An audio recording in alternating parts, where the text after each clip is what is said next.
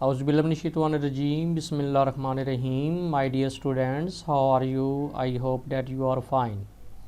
Dear students, आज की इस वीडियो के अंदर मैं सरगोदा यूनिवर्सिटी का जो ADA पार्ट 2 सप्लीमेंट्री एग्ज़ाम्स 2021 का इंग्लिश का पेपर हुआ है, आज मैं वो डिस्कस करने जा रहा हूँ। तो ये पार्ट 2 का है जी ADA, ये कल पेपर हुआ था, तो इसको डिस्कस कर लेते हैं। इसमें ये है कि सेक्शन ए का मतलब होता है जिसमें दो बुक्स होती हैं, टेक्स्ट बुक, एक नावल होता है और दूसरा मॉडर्न लिटरेरी एसेज होते हैं। तो उन पे क्वेश्चंस आते हैं, ठीक है। तो ये 40 मार्क्स का होता है। इसमें क्वेश्चन नंबर 1 जो है ये मॉडर्न लिटरेरी एसेज के ऊपर है। तो इसमें पहला जो है attempt any two of the following, ये क्वेश्चन जो है पहला ये है जी, point out the comparison drawn by David Scott during his stay on the moon. ये वॉकिंग ऑन द मून ऐसे है, तो उसमें सिर्फ आपने कंपैरिजन जो उसने एक्सपीरियंसेस किए हैं चांद के ऊपर जाकर और जो उसने कंपेयर किया है वहाँ कैसे वो चलता था, कैसे वो गिरते थे, वहाँ की डस्ट कैसी थी, उसकी स्मेल कैसी थी, उन चीज़ों को, चांद की चीज़ों को उन्होंने कंपेयर किया है उन एक्शंस और उन थिंग्स के साथ जो हम ज़मीन पे करते हैं। तो ये आपने सिंपल कंपैरिजन करने थे। बी वाला क्वेश्चन है जी, what are the causes of beauty cult in the American society. यानी ब्यूटी कल्ट, ये जो अमेरिकन सोसाइटी के अंदर जो ख़वातीन हैं जो ब्यूटी की बड़ी दिलदादा हैं, आर्टिफिशियल ब्यूटी, तो उसको आपने डिस्कस करना था। इसमें आर्टिफिशियल ब्यूटी को भी आपने डिस्कस करना है और रियल ब्यूटी जो है उसको भी आपने डिस्कस करना था। सी वाला जो है वो है जी, it is easy to see fanaticism. Fanaticism कहते हैं extremism. It is easy to see fanaticism in other but difficult to spot it in oneself. यानी दूसरों का फनेटिक्सिज्म तो नज़र आ जाता है, लेकिन जो अपने अंदर का फनेटिक्सिज्म है वो किसी को नज़र नहीं आता।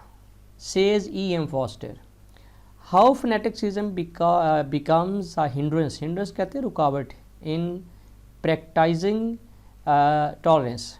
तो टॉलरेंस को प्रैक्टिस करने में, अमली जामा पहनाने में, इसका मुजाहरा करने में सबसे बड़ी जो रुकावट होती है वो फनेटिक्सिज्म होती है।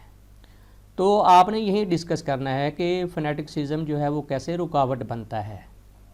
क्वेश्चन नंबर 2 जो है ये क्वेश्चंस हैं जी नावल के ऊपर, old man and the sea के ऊपर। इसमें जो पहला क्वेश्चन है वो है जी, what is the significance of Manolin for Santiago in the novel. तो इसमें सिंपल आपने मैनोलिन का कैरेक्टर लिखना है, और अगर आपकी बुक में जो की बुक या नोट्स आप यूज़ करते हो उसमें ये क्वेश्चन है जिसमें मैनोलिन और सैंटियागो के रिलेशनशिप को डिस्कस किया गया है, तो वो बिल्कुल टू द पॉइंट क्वेश्चन है। यानी दोनों के रिलेशनशिप जो है ना आपने डिस्क्राइब करने हैं। उसके बाद जी, write a note on the ending of the novel. तो एंडिंग ऑफ द नावल, कुछ लोग कहते हैं कि एंडिंग ठीक है, जस्टिफाइड है, और कुछ कहते हैं एंडिंग जो है ना वो अनजस्टिफाइड है। तो इस तरह आपने दोनों को डिस्कस करना था। तीसरा जी, हेमिंगवे डेफ्टली यूज़ सिम्बलिज़म। ये डेफ्टली, आई थिंक डेफिनेटली उसने लिखना चाह रहा था। Hemingway definitely use symbolism to impart depth to his novel. यानी उसने ये पहली बात तो ये कि ये सिम्बॉलिक नावल है, इसमें उसने जितनी चीज़ें यूज़ की हैं वो किसी न किसी चीज़ का सिंबल है। जैसे सैंटियागो जो है वो ह्यूमन बीइंग्स का सिंबल है, जिस तरह जो है मैनोलिन जो है ना वो symbol of youth and courage है, और सी जो है वो वर्ल्ड का सिंबल है, जो फ़िश है वो हमारे गोल्स का सिंबल है, और जो शार्क्स हैं वो प्रॉब्लम्स और डिफ़िकल्टी का सिंबल है। तो इससे नावल को क्या इम्पार्ट होती है, क्या चीज़ मिलती है, वो अता करता है डेप्थ, ठीक है ना। तो ये symbolic importance of the novel जो है ये आपने क्वेश्चन इसका आंसर लिखना था। ओके जी, अब सेक्शन बी की तरफ आते हैं। तो ये 60 मार्क्स का होता है, ग्रामर से रिलेटेड है।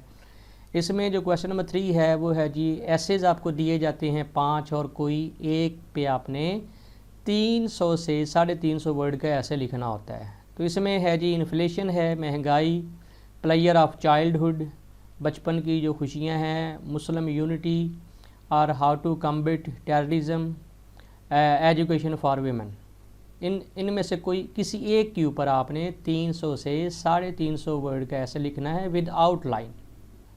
उसके बाद जी बहुत से स्टूडेंट जो हैं वो यही कह रहे हैं कि सर आप हमें कुरेक्शन करवा दें जो पेपर में आई है। तो ये मोस्ट इम्पॉर्टेंट जो चीज़ है वो मैं अब इसको अटैम्प्ट करने जा रहा हूँ। ये है जी correct any 5 of the following sentences. तो नंबर 1 पे है जी you had better to attend to your work. देखिए हैड बेटर के बाद टू आपने अगर लगा हो तो उसको हटा दें, you had better attend to your work. तो इस तरह ये सेंटेंस आपका ठीक हो जाएगा। दूसरा है जी she enjoyed at the party. तो इंजॉय के बाद जो रिफ्लेक्सिव केस है, इंजॉय से पहले वाला जो प्रोनाउन है इसकी रिफ्लेक्सिव केस इंजॉय के बाद आनी चाहिए। तो ये हो जाना था she enjoyed herself at the party,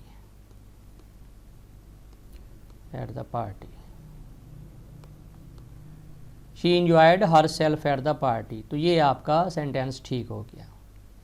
तीसरा है जी unless you do not save you cannot live happily.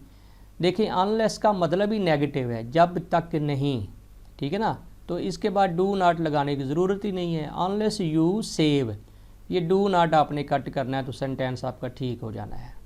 Unless you save you cannot live happily. उसके बाद है जी number 4 if he had come to me I had helped him.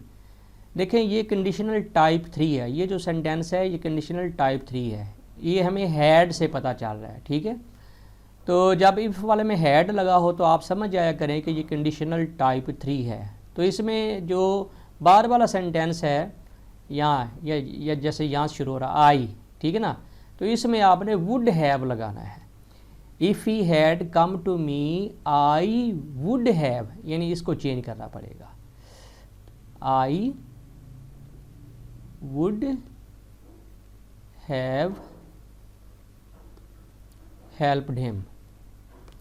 तो ये sentence बन जाना है जी if he had come to me, if he had come to me, ये इसको कट कर दें, आगे कॉमा डालें और लिखें आई would have helped him.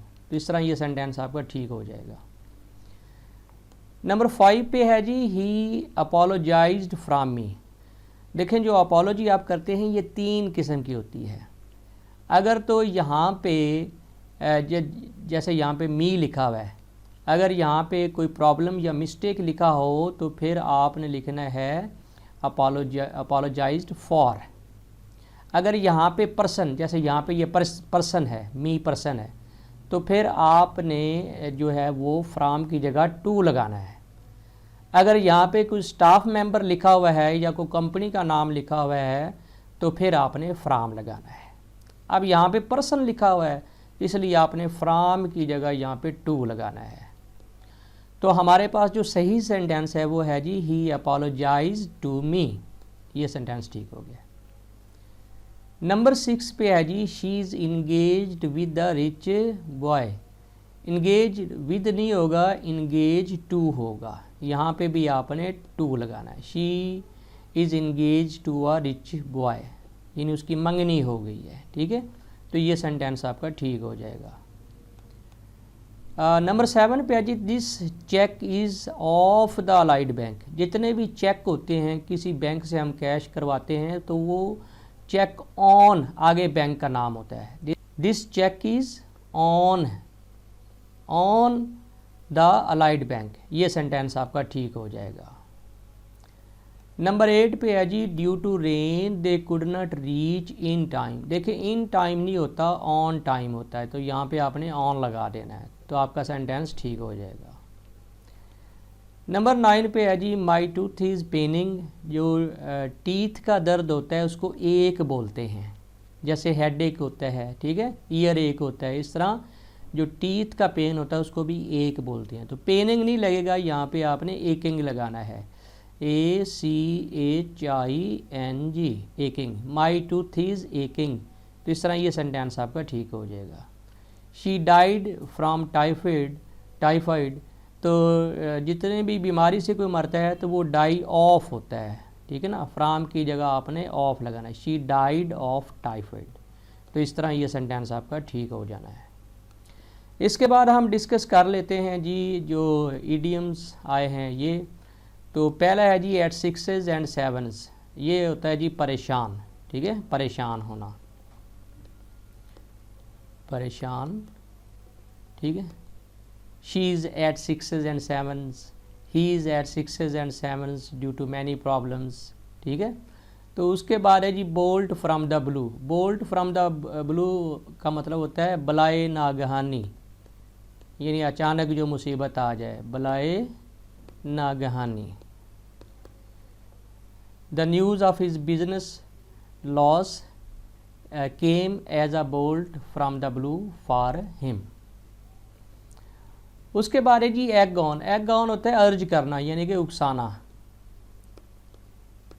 He egged me on to a bad deed.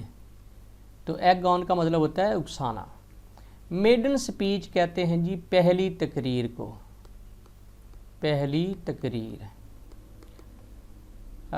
He was somewhat nervous at his maiden speech, ठीक है, तो पहली तकरीर को कहते हैं।